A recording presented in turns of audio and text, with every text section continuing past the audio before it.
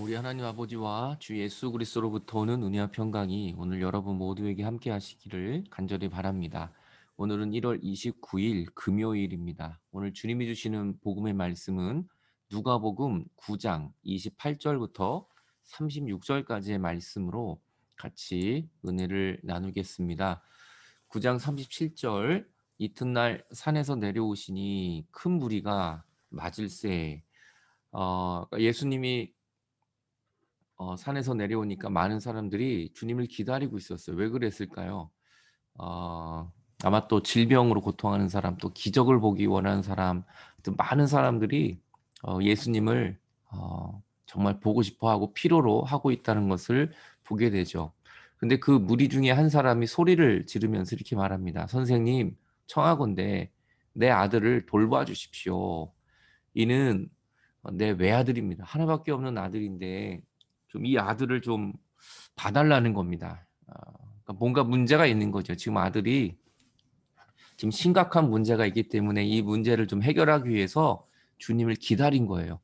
그리고 예수님에게 큰 소리를 지른 거 보면 정말 위기의 순간이고 급한 것이 있다라는 것을 우리는 짐작하게 됩니다. 그 이유를 봤더니 39절에 귀신이 그를 잡아 갑자기 부르짖게 하고 경련을 일으켜 거품을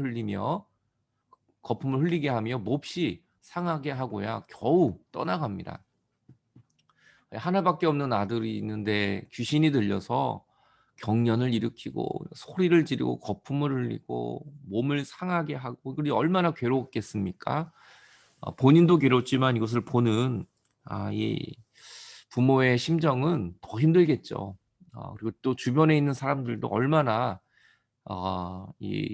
또 딱하고 또 힘들고 그랬겠습니까? 또 손가락질도 받게 될 것이고요. 이 당시에 귀신이 들렸다고 하면 그 동네를 떠나야 합니다. 그러니까 굉장히 힘든 그러한 상황 속에서 마지막으로 예수님을 붙들고자 했던 것이죠. 그리고 그렇지 않아도 당신의 제자들에게 내쫓아 주기를 구했지만 그들은 하지 못했습니다. 그러면서 예수님의 제자들에게도 부탁을 하고 그들이 내쫓아 주려고 노력도 했지만 안 되더라는 거예요. 그래서 예수님께서 이렇게 대답하십니다. 믿음이 없고 패역한 세대여, 내가 얼마나 너희와 함께 있으며 너희에게 참으리요. 내 아들을 이리로 데려오라라고 말씀하세요. 오늘 예수님의 말씀을 보면 굉장히 안타까워하십니다. 제자들을 향해서 왜 이렇게 믿음이 없느냐, 그리고 패역한 세대야. 이 두 가지 말씀을 하세요.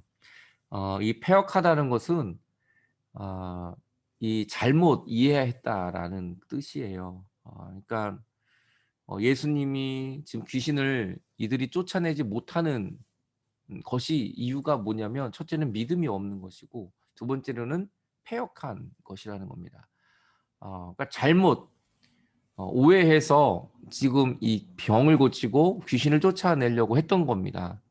그러니까 이 귀신을 쫓아내면 자기들이 이렇게 영광을 받고 뭐 능력이 있는 것처럼 그러한 마음으로 병을 고치려고 하니까 안 된다는 거예요.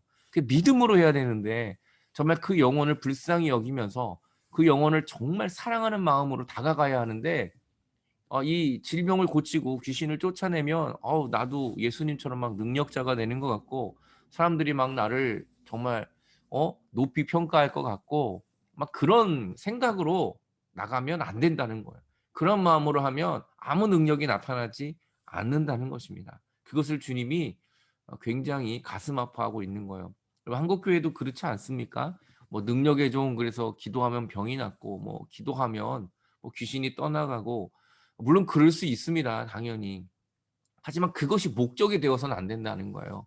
그럼 그것이 목적이 되어서는 하나님이 역사하지 않습니다. 정말 그 영혼을 불쌍히 여기고 사랑하는 마음으로 정말 그를 위해 기도한다면 하나님이 역사하실 거예요. 하지만 오늘 이 제자들은 패역했다라고 얘기를 합니다. 잘못된 것입니다. 그 병고침이 귀신을 쫓아내는 것이 그 목적 자체가 잘못됐다는 것을 말씀하고 있습니다. 그래서 내가 얼마만큼 참으리요. 그 아들을 내게로 데리고 와라라고 말씀하세요. 그리고 올 때의 귀신이 그를 거꾸러뜨리고 심한 경련을 일으키게 했습니다. 예수님께서 더러운 귀신을 꾸짖으세요. 그리고 아들을 낳게 해주십니다. 그리고 그 아버지에게 도로 주시죠.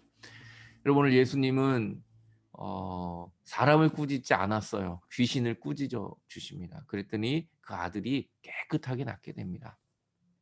오늘 예수님은 우리를 사랑하세요. 여러분, 우리를 꾸짖지 않으세요. 우리 안에 있는 죄, 우리 안에 있는 더러움, 우리 안에 있는 모든 이 하나님과 멀어지게 하는 이 죄를 주님은 꾸짖으십니다. 그리고 그 영혼을 너무 사랑하기 때문이죠. 그리고 주님은 이 아버지의 청을 들으시고 이 아이의 연약함을 불쌍히 여기셔서 고쳐 주셨습니다. 여러분, 우리에게 필요한 것이 바로 이 예수님의 마음입니다. 누구를 병을 고쳐서 내가 유명해지고 능력자가 되려고 하면 아무 소용없어요. 여러분, 오늘 이 아버지가 아들을 고쳐달라고 왜 했을까요? 사랑하니까. 이 아들을 사랑하기 때문에 주님께 나온 그 믿음을 주님이 보셨습니다. 이 아버지의 사랑을 보시고 예수님은 아들을 깨끗하게 고쳐 주셨습니다. 오늘 여러분들에게도 이러한 간절함과 믿음이, 사랑이 여러분에게 있기 바랍니다.